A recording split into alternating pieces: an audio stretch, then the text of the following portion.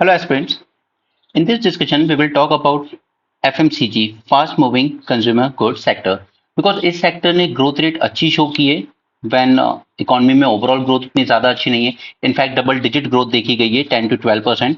दूसरा, Q commerce के against काफी सारी कंप्लेंट्स की जा रही हैं from the traditional retailers that ये मार्केट में जो लेवल प्लेइंग फील्ड है उसको खराब कर रहे हैं।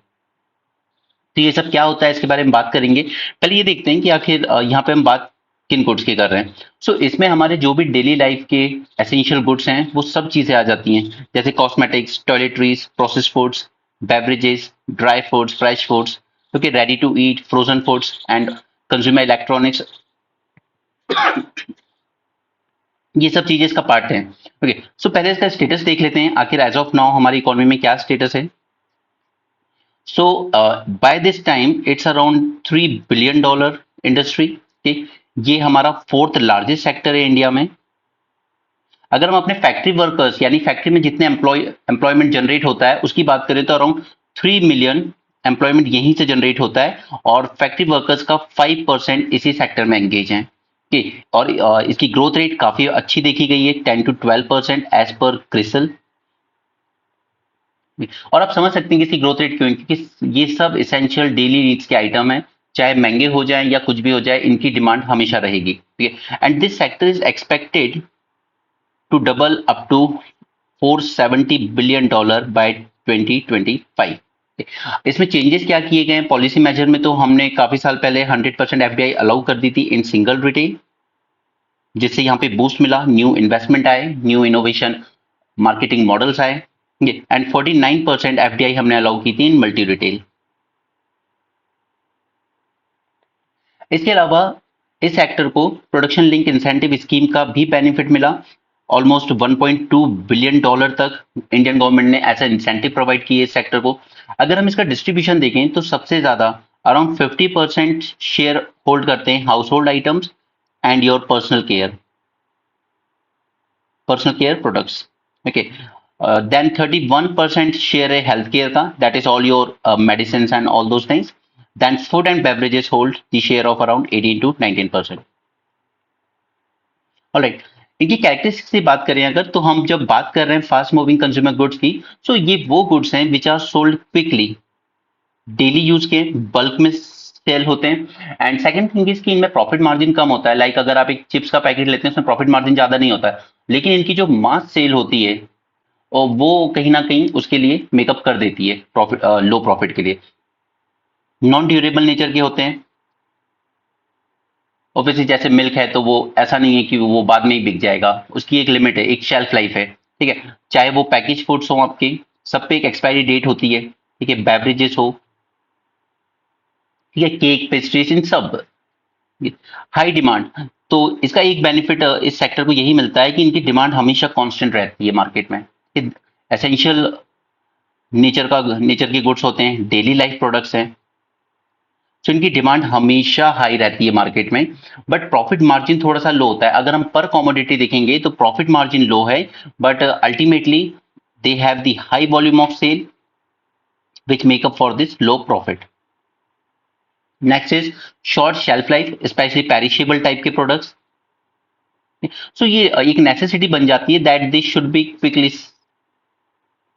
Sold off. हाई टर्नओवर, अब जैसा कि हमारी कंज्यूमर सोसाइटी बनती जा रही है, लोग चीजें चेंज करते रहते हैं बार बार। ठीक है, आजकल लोग सेविंग्स में कम इंटरेस्ट लेते हैं and they are more of a consumerist type of mentality. Okay, so these are replace frequently just like your mobile phones. New version आता है एंड पीपल रिप्लेस इट। हर 2-3 साल में आई थिंक मोबाइल फोन भी replace हो ही जाता है। ओके, सो ये 5 ऐसी कैरेक्टरिस्टिक्स है जिसने इस पूरे सेक्टर को एक बूस्ट दे रखा है और इसमें ग्रोथ रेट काफी अच्छी देखने को मिली है। ठीक है, ये नोट्स हैं, आप को मिल जाएंगे, डायरेक्टली आप पढ़ सकते हैं। No, this is important, modes of marketing.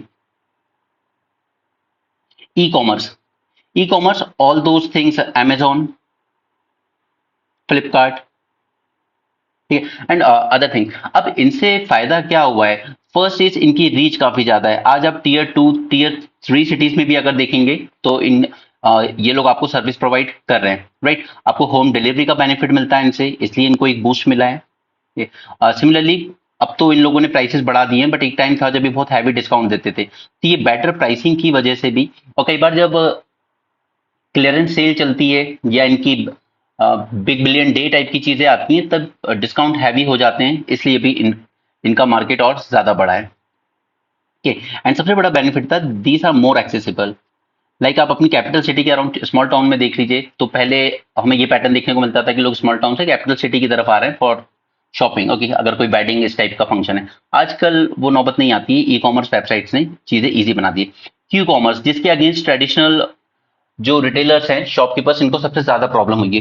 Q commerce is like your Zepto या स्विगी, इंस्टामार्ट, ब्लिंकिट। ये सारे एग्जांपल मैं आपको इसलिए दे रहा हूं ताकि, क्योंकि यही एक चैलेंज भी बन के आएगा कि कंपटीशन इतना ज्यादा हो गया है कि प्रॉफिट मार्जिन और कम होता जा रहा है, right. So Q commerce, Q here stands for quick, quick delivery with in 10 minutes, 30 minutes and so on. ये जनरली फोकस करते हैं स्मॉल बट हाई डिमांड के प्रोडक्ट्स में, जैसे fruits, vegetables, milk and all those things, snacks, groceries, daily essentials. Dark stores, now this is one issue. Dark stores के साथ problem ये है कि इनकी कोई ऐसी शॉप नहीं होती है, फिजिकल ऐसी कोई शॉप नहीं है जहां से आप ऑनलाइन ऑर्डर कर सकते हैं। ये लोग स्मॉल छोटे छोटे वेयर हाउसेस बना के रखते हैं अपने, but on strategic location, right. इनकी ये जो स्टोर हाउस है, they are not open for walk in customers. ठीक है, वो शॉप अलग चीज हो जाएगी, these are not open to walk in customer. ये सीधे से वेयर हाउस बना के रखते हैं और वहां से डायरेक्टली कस्टमर को डिलीवर करते हैं अपनी ऑनलाइन एप्स के थ्रू, राइट। इन्हीं को हम कहते हैं dark stores. That means they don't have the physical presence, they don't have the walk in customer facility, but ये वेयर हाउस से डायरेक्टली आपको सेल कर रहे हैं। ठीक है, स्ट्रैटेजिक लोकेशन मतलब इनको, अब जैसे आज हमारे पास आर्टिफिशियल इंटेलिजेंस है, ठीक है, आज हमारे पास डेटा एनालिटिक्स है, तो इससे कंज्यूमर पैटर्न को एनालाइज किया जाता है कि एक पर्टिकुलर लोकेलिटी में रहने वाले लोग किन चीजों को ज्यादा ऑर्डर कर रहे हैं। जैसे आप ORN करोल बाग देख लीजिए, यहाँ पे सारे स्टूडेंट्स हैं, तो उस हिसाब से फिर कोई ऐप बनाएगा और उस हिसाब से वो अपना एक स्ट्रेटेजिक वेयर हाउस बनाएगा छोटा सा, और फिर वहां से बच्चों की जैसी डिमांड होती है उसको कैटर करने के लिए पर्टिकुलर प्रोडक्ट्स आपको डायरेक्टली डिलीवर कराएगा। और क्योंकि इसको कोई अलग से फिजिकल वगैरह सब होल्ड नहीं करना है, कोई वर्कर वो सब चीजें रखनी, तो वैसे ये ज्यादा डिस्काउंट देने की भी आपके पास कैपेबिलिटी रखते हैं और क्विक डिलीवरी की भी। फिजिटल रिटेल, फिजिटल मींस ये जो आपकी नॉर्मल स्टोर्स हैं वो फिजिकली भी ऑपरेट कर रही हैं, at the same time they are also operating digitally. Okay, तो ये चार चीजें मेन है, और इस क्यू कॉमर्स थ्रू आज भी द हिंदू में आर्टिकल है, इसलिए मैंने आपको ये टॉपिक अलग से करा दिया है ताकि हमें वहां पे दोबारा ना करना पड़े। इनकी मार्केटिंग स्ट्रेटेजीज ये चारों आप यहाँ से रीड कर सकते हैं। What are the factors that is driving this sector? Okay, इतनी जो हाई ग्रोथ है 10 to 12%, ये क्यों हो रही है? सबसे पहला इसको बेनिफिट मिला डिजिटाइजेशन का, क्योंकि डिजिटाइजेशन ने क्या किया है, इसने पूरा कनेक्ट कर दिया है कंज्यूमर को, सप्लायर को, इन्वेंट्री मैनेजमेंट। इन्वेंट्री मैनेजमेंट होता है जो हमने पीछे डार्क स्टोर्स की बात की है, ठीक है, एंड डिस्ट्रीब्यूशन मैनेजमेंट को। तो इसने एक पूरा इकोसिस्टम कनेक्ट करके दिया है आपको डिजिटाइजेशन ने, और इसने सबसे ज्यादा बूस्ट दिया है इसको। एग्जांपल में आप वो सारी चीजें लिख सकते हैं, ई कॉमर्स हो सकता है, क्यू कॉमर्स हो सकता है, फिजिटल हो सकता है। नेक्स्ट बेनिफिट इसको मिला टेक्नोलॉजी का, क्योंकि जो टेक्नोलॉजीज आई हैं, आर्टिफिशियल इंटेलिजेंस, आईओटी। आईओटी पे एक बार क्वेश्चन ही पूछा था यूपीएससी ने 2020 में, बहुत लंबा एक्सप्लेनेशन दिया था उसने कि अगर आपके यहाँ पर सपोज आपके किचन में आटा खत्म होने वाला है और आपको ऑलरेडी बता दिया जाए वहां पर टेक्नोलॉजी के थ्रू कि ये इतनी तारीख को खत्म हो जाएगा जिस स्पीड से ये यूज हो रहा है, और फिर वो ऑटोमेटिकली ही एक ऑनलाइन स्टोर जहां से आप शॉपिंग करते होंगे वहां पे मैसेज भेज देगा कि इस तारीख को इतने केजी आटा आप इस घर पे डिलीवर कर दीजिएगा। ठीक है, तो आपको फिजिकली ये सब चीजों का रिकॉर्ड नहीं रखना पड़ता है, वही काम करता है आईओटी, और यही एग्जैक्टली यूपीएससी ने क्वेश्चन पूछा था 2020 के प्रीलिम्स में। ओके, उसी तरीके से आज हमारे पास बिग डेटा है। ये सब क्या कर रहे हैं, ये सब कंज्यूमर बिहेवियर को एनालाइज कर रहे हैं, कंज्यूमर बिहेवियर को ये प्रिडिक्टिव एनालिसिस कर रहे हैं, और उसी हिसाब से अपने स्टोर सेटअप कर रहे हैं, डार्क स्टोर, और उसी के अकॉर्डिंग वो वहां के कस्टमर्स को कि उनकी नीड्स क्या हैं, किस रेंज के प्रोडक्ट्स वो लेना पसंद करते हैं, उस हिसाब से वो अपनी पूरी प्लानिंग करते हैं, राइट। और तीसरा सबसे बड़ा बेनिफिट जो मिला डिजिटाइजेशन से, वो मिला पेमेंट को लेकर। ई वॉलेट्स आ गए, यूपीआई आ गया, इस सब ने पेमेंट को बहुत इजी बना दिया और इस वजह से भी इसको बूस्ट मिला, right. So under digitization you should focus on three aspects. First is इसने पूरा एक इकोसिस्टम प्रोवाइड किया, दूसरा टेक्नोलॉजी ने प्रेडिक्टिव एनालिसिस को इजी बना दिया, and third is payment easy हो गया।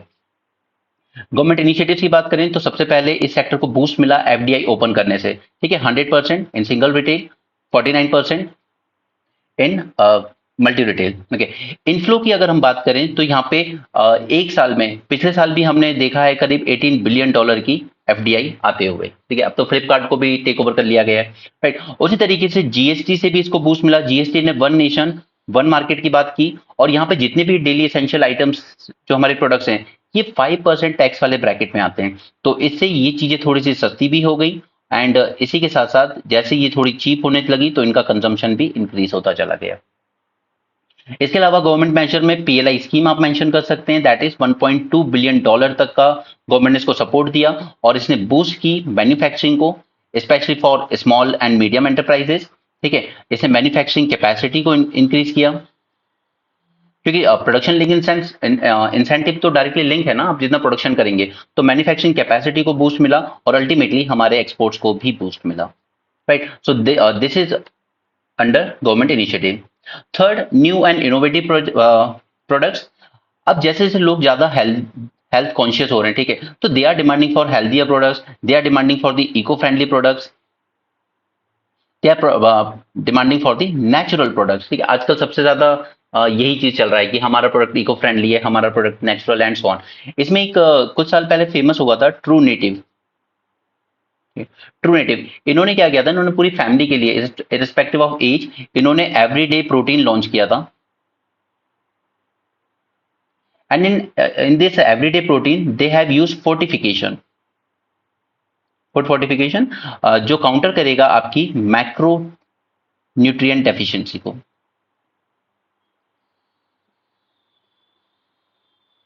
राइट। सो जैसे जैसे आप न्यू और इनोवेटिव प्रोडक्ट्स लेकर आ रहे हो उसी तरह से कंज्यूमर्स, और ये सब चीजें तभी लॉन्च की जाती है कंज्यूमर के अंदर से वो डिमांड दिखने को मिलती है। कोविड आया, लोग और ज्यादा हेल्थ कॉन्शियस हो गए उसके बाद से। Next is youth population. So अगर हम अंडर 25 एज की बात करें तो अराउंड 50% पॉपुलेशन हमारी अंडर 25 एज है, और अंडर 35 ईयर्स एज की पॉपुलेशन भी 65% है, ठीक है। जैसे जैसे आज न्यूक्लियर फैमिलीज का कल्चर बढ़ता जा रहा है, सिर्फ हस्बैंड है, वाइफ है, बच्चे हैं बाद में, ठीक, तो ऑब्वियसली अगर वर्किंग भी हैं दोनों तो फिर वो काम करना पॉसिबल नहीं होता, so what they prefer is ready to eat food, तो उससे भी इस सेक्टर को और ज्यादा बूस्ट मिलता है। प्रोसेस फूड की डिमांड ज्यादा बढ़ती जा रही है, राइट। और ओवरऑल कंज्यूमरिस्ट माइंडसेट है लोगों का, जैसे इलेक्ट्रॉनिक गैजेट्स हैं तो लोग चेंज करते रहते हैं। Growing rural market, as of now 68% जो इसका मार्केट है वो है अर्बन, एंड 32% जो मार्केट है वो जो इसका रेवेन्यू आता है वो आता है रूरल एरिया से, ठीक? तो यही एक आपका फर्दर पॉइंट भी बन जाता है कि इसको हमें और ज्यादा बूस्टअप करने की भी जरूरत होगी, ठीक है। हम इंटरनेट एक्सेस बढ़ाएं, रूरल एरियाज में कनेक्टिविटी बढ़ाएं, डिजिटल पेमेंट टेक्नोलॉजीज को और ज्यादा लोगों को डिजिटली लिटरेट करें, ठीक है, तो वो सब आगे वे फॉरवर्ड में आ जाएगा। Next is rural market grow तो अच्छा हो रहा है क्योंकि यहाँ पे गवर्नमेंट की काफी सारी स्कीम चल रही है जिससे लोगों की परचेसिंग पावर बढ़ी है। जैसे महिलाओं को लगभग आजकल हर स्टेट में 1,000 से 3,000 रुपए महीना दिया जा रहा है, ठीक है, तो परचेसिंग पावर बढ़ रही है। एमएसपी जिस तरीके से बढ़ती है तो परचेसिंग पावर बढ़ती है, और इन एप्स वगैरह के आने के थ्रू क्या हुआ है, एंटरप्रेन्योरशिप आया है लोगों में। जैसे अगर आप दिल्ली में देखेंगे तो अधिकतर हरियाणा के लोग, कोई अपनी देसी दवाइयां बेच रहा है, कोई अपनी प्योर घी बेच रहा है, ठीक है, कुछ लोग प्योर मिल्क सप्लाई करते हैं अपना खुद का ब्रांड बना के, they supply you the pure pure ghee, they supply you the homemade pickles, right. Most famous is wood pressed oil. तो पहले इन सब लोगों के लिए आसान नहीं होता था मार्केट एक्सेस करना, बट इस इन एप्स ने आकर रूरल एरियाज के लिए मार्केट एक्सेस कनेक्ट करके दिया है, राइट। आगे चले तो ये सारी बातें समझा दी है मैंने, ये नोट्स में आपको मिल जाएंगी। चैलेंजेस क्या है डिजिटल मार्केट में? First is rural market penetration. जैसा कि हमने ऊपर देखा अभी तक हम कितना रूरल मार्केट पेनिट्रेट कर पाए, जस्ट 32%, ठीक है। इशू क्या है यहाँ पर? फर्स्ट इज इनएडिक्वेट इंफ्रास्ट्रक्चर है रूरल एरियाज में, राइट। दूसरा लॉजिस्टिकल चैलेंजेस है, वहां स्टोर हाउस आप बना भी लेंगे तो इतना आसान नहीं होगा। ठीक है, इलेक्ट्रिसिटी नहीं है वहां पर, कई बार अच्छे रोड्स नहीं है, ठीक है, और most importantly there is low consumer awareness also. अगर आप कोई हेल्थियर प्रोडक्ट वहां बेचने जाएंगे रूरल एरियाज में, इट इज वेरी डिफिकल्ट कि वहां पर कोई लेगा आपसे, ठीक है, लेकिन वो कनेक्ट करके आपके लिए एक सप्लायर का काम जरूर कर सकते हैं रूरल मार्केट। तो इस मार्केट में और ज्यादा अभी पेनिट्रेट करने की जरूरत है। Next is regulatory environment. अब ये जो पूरा सेक्टर है इस पे मल्टीपल रेगुलेशंस लगते हैं, जैसे फूड सेफ्टी से रिलेटेड रेगुलेशंस आपको फॉलो करने होंगे, लेबलिंग से रिलेटेड, ठीक है, एनवायरनमेंट कंप्लायंस। तो ये सारे सेक्टर्स को फॉलो करना पड़ता है, इन पे जो रेगुलेशंस है, जैसे ब्रांडिंग को लेकर, ठीक है, इवन प्राइसिंग को लेकर भी, जो कि आज द हिंदू में हमने आर्टिकल देखा भी, उसमें ये जो क्यू कॉमर्स है इसके अगेंस्ट ही बात की गई है कि ये जो ट्रेडिशनल स्टोर्स हैं इनको खराब कर रहा है ये सब। ऑलराइट, तो ये सब इतने सारे जो रेगुलेटरी एनवायरनमेंट है इस वजह से क्या हो जाता है, it increase their cost of business, that is their operational cost, ठीक है, ये ऑपरेशनल कॉस्ट को बढ़ा देता है। This is one challenge. Next is high competition.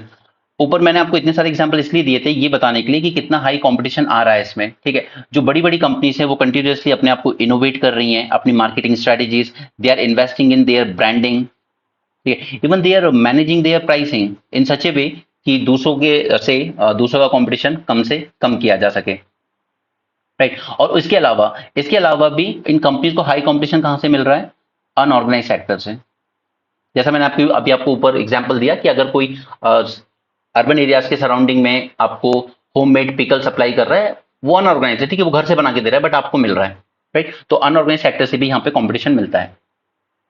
Next is consumer preference.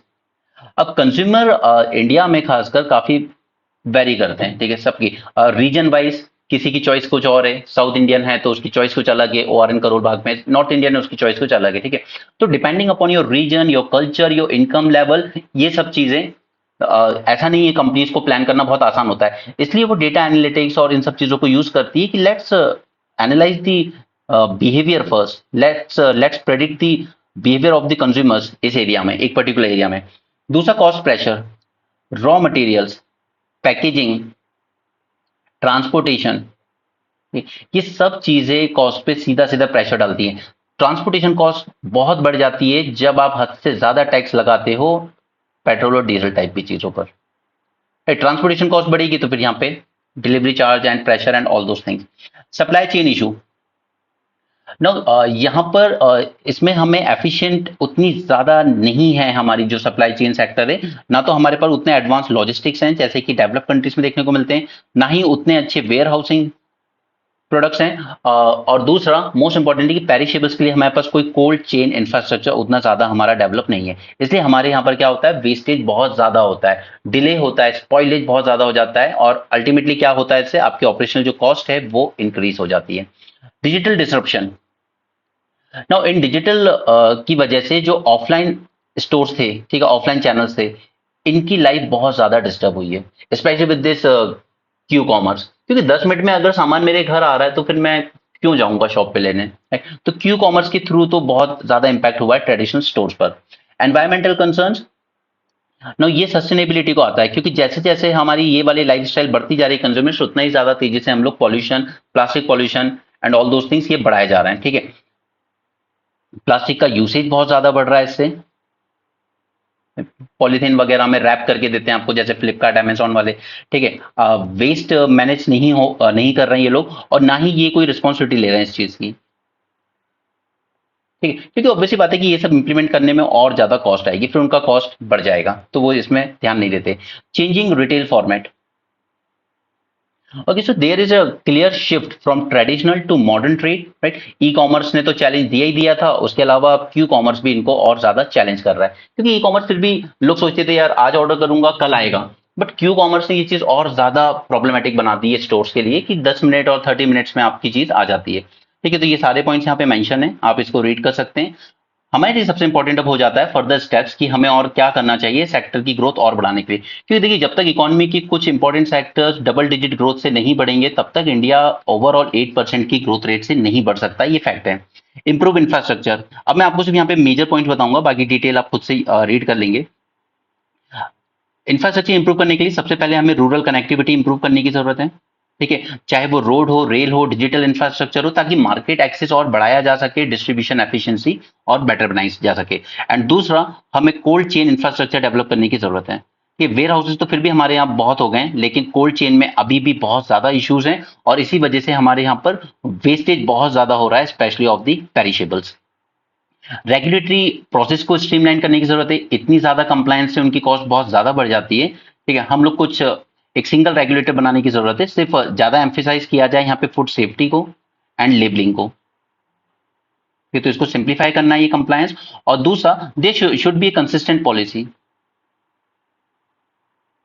ठीक है, एक प्रेडिक्टेबल रेगुलेटरी एनवायरनमेंट होना जरूरी है, तभी जाकर कोई लॉन्ग टर्म इन्वेस्टमेंट आपकी कंट्री में आएंगे। सिर्फ एफडीआई सेक्टर खोल देने से कुछ नहीं होता है। अगर आप कल को नॉर्म्स चेंज करते रहो, बार बार रूल्स बदलते रहोगे, तो लॉन्ग टर्म इन्वेस्टमेंट नहीं आएंगे आपके यहाँ। Promote digital transformation, that is हमें इस ई कॉमर्स की ग्रोथ को और एनकरेज करना है, और वर्ल्ड ओवर भी यही बातें की जा रही है कि अगर मुझे कोई फॉरेन में मिल रहा प्रोडक्ट पसंद है, तो फिर मैं वहां से भी डायरेक्ट ऑर्डर करना चाहता हूँ। ठीक है, बाकी फिर रूरल का जो मार्केट है उसे टैप करने के लिए इंटरनेट कनेक्टिविटी और उनका जो डिजिटल एजुकेशन है उसको बढ़ाने की जरूरत है। तो उसी के लिए हमें डिजिटल लिटरेसी प्रोग्राम भी चलाना होगा, क्योंकि हमारी ऑलमोस्ट 70% पॉपुलेशन कहाँ रह रही है? रूरल एरियाज में। ठीक है, इस मार्केट को अगर हमने टैप कर लिया, उनकी परचेसिंग पावर अच्छी है और उनके पास वो डिजिटल अवेयरनेस है कि हम ऑनलाइन भी ये चीजें ऑर्डर कर सकते हैं, तो ये मार्केट बहुत बड़ा है। रूरल मार्केट सबसे ज्यादा बड़ा मार्केट है इंडिया में। Facilitate research and development. So for that, what we can do is we can incentivize research and development in the form of tax concession. ठीक है, सिमिलरली हम लोग इनको ग्रांट्स दे सकते हैं। ठीक है, ताकि वो लोग इन्वेस्ट कर सकें इन sustainable packaging, product innovation and food safety. ठीक है, वो कहते हैं कि इन सबसे हमारी कॉस्ट बढ़ जाएगी, तो हम दे रहे हैं ना आपको ग्रांट्स और टैक्स कंसेशन, आप कीजिए research and development sustainable packaging में। उसी तरीके से ट्रिपल पी पार्टनरशिप को और ज्यादा प्रमोट करने की जरूरत है, ताकि हमारे रूरल एरियाज में भी जो चीज, जो सप्लायर्स हैं, ठीक है, जो होममेड प्रोडक्ट्स बना सकते हैं आपके लिए, उनको भी एक अच्छा मार्केट मिल सके यहाँ पे। Right, next is boost rural demand. तो उसके लिए जरूरी है कि हमारी रूरल एरियाज की इनकम बढ़े, और वो तभी बढ़ेगी जब वहां पर अल्टीमेटली लोगों को अच्छा रोजगार मिलेगा, सिर्फ मनरेगा के थ्रू नहीं बढ़ सकता। दूसरा, कंज्यूमर का अवेयरनेस कैंपेन। अवेयरनेस कैंपेन इसलिए जरूरी है क्योंकि हमारे यहाँ पर काउंटरफिटिंग बहुत होती है। आप सरोजी मार्केट चले जाइए, आपको ज़ारा के डुप्लीकेट कपड़े मिल जाएंगे। ठीक है, आपको बेचना है लोकल, आप वैसे ही बेच लो ना, आप किसी एक बड़े ब्रांड का टैग लगा के क्यों बेच रहे हो? ठीक है, और इस अवेयरनेस का सबसे बड़ा एग्जाम्पल है आदिवासी हेयर ऑयल। उसने बहुत बेवकूफ बनाया देश को। ठीक है, तो ये अवेयरनेस बहुत जरूरी है कि ओरिजिनल क्या है, फेक क्या है, क्योंकि ऑनलाइन में ये एक इशू हमेशा रहता है। Support the small and medium enterprises, और उन्हें जरूरत होती है सबसे ज्यादा फाइनेंस की, तो हमें फाइनेंस एक्सेस कराना होगा इनको। और दूसरा, उनकी कैपेसिटी बिल्डिंग। ठीक है, बनाने की इच्छा तो है, लेकिन वो काबिलियत, वो स्किल्स नहीं है, और वो आएगी कैपेसिटी बिल्डिंग, जो कि गवर्नमेंट ही कर सकती है। एनकरेज सस्टेनेबल प्रैक्टिसेस, तो हम इसके लिए इंसेंटिवाइज कर सकते हैं कि आप ग्रीन प्रैक्टिसेस अडॉप्ट कीजिए। ग्रीन प्रैक्टिसेस अडॉप्शन से मेरा मतलब है यहाँ पे जैसे बायोडिग्रेडेबल पैकेजिंग कीजिए आप। राइट, ठीक है, ताकि कार्बन फुटप्रिंट्स वगैरह कम हो सके। दूसरा, आप प्रमोट कीजिए वेस्ट मैनेजमेंट, ज्यादा एम्फेसाइज किया जाए रिसाइकलिंग को। Next is enhance the export potential. तो यस, इसके लिए हमें जरूरत होगी कि हम अपने एक्सपोर्ट्स के जो टैरिफ हैं उनको कम से कम रखें, तभी जाकर हम लोग इंटरनेशनल मार्केट में कॉम्पीट कर पाएंगे हमारे प्रोडक्ट्स। ठीक है, और एट द सेम टाइम हमें क्वालिटी स्टैंडर्ड्स भी अच्छे मेंटेन करने होंगे, तभी हमारे प्रोडक्ट्स वहां पर परचेज होंगे। ठीक है, कंज्यूमर प्रोटेक्शन एजुकेशन। अब ऑनलाइन में सबसे बड़ा इशू ये है कि आपने ले तो लिया, लेकिन अगर कोई डिफेक्टेड प्रोडक्ट आ गया, तो फिर कंज्यूमर के राइट्स वो सुनते भी नहीं है वैसे भी वहां पर। ठीक है, फिर कि कुछ गलत आया है। तो एक हमें जरूरत पड़ेगी यहाँ पे, we need to strengthen the consumer rights. And दूसरा, लोगों में उसके प्रति अवेयरनेस बढ़ाना भी जरूरी है। ओके, तो ये सम 8-9 पॉइंट्स हैं जिससे हम फर्दर बूस्ट दे सकते हैं सेक्टर को। यहाँ पे मैंने पूरी डिटेल्स दे दी हैं। So that's it for this topic. Okay, thanks for joining, have a great day and keep learning.